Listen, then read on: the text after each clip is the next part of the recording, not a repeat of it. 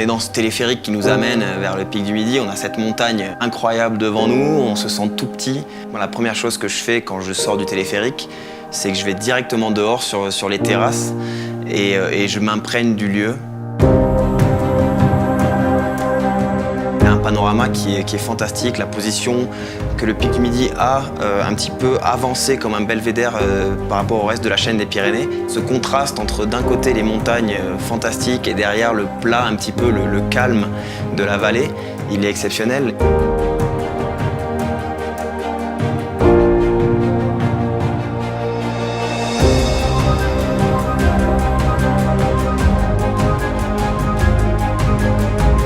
Il y a une génération dont je fais partie qui a eu une réussite assez importante. Cette fierté de notre région, et c'est ça qui nous a amenés à se surpasser et à avoir des bons résultats.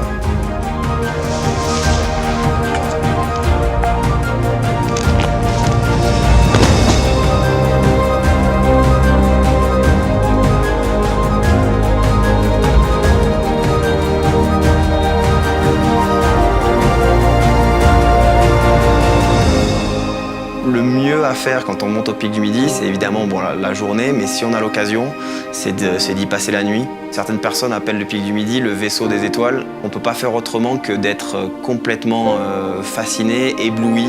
Et en plus, les scientifiques qui sont ici ont une manière de raconter, parce qu'ils sont aussi passionnés que moi je peux l'être de la glisse. Et voilà, ils arrivent à transmettre ça.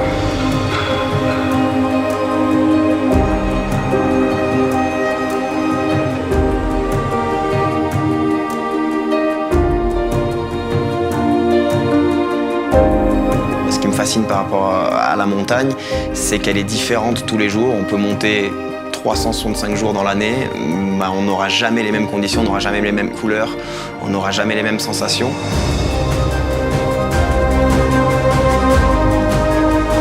Je pense que toute la vie des vallées et des villages alentours sont quand même très intimement liés à la montagne.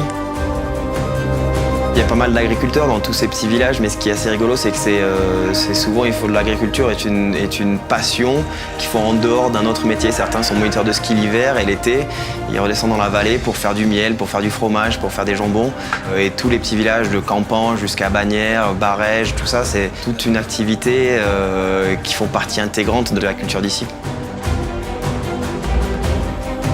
Je pense que voilà, tous ces éleveurs, ils continuent à perpétrer une sorte de tradition un peu ancestrale des vallées pyrénéennes. Ce que je pourrais donner comme conseil à tous les visiteurs potentiels de la région, c'est d'essayer de profiter au maximum, c'est de ne pas avoir peur d'aller vers les gens.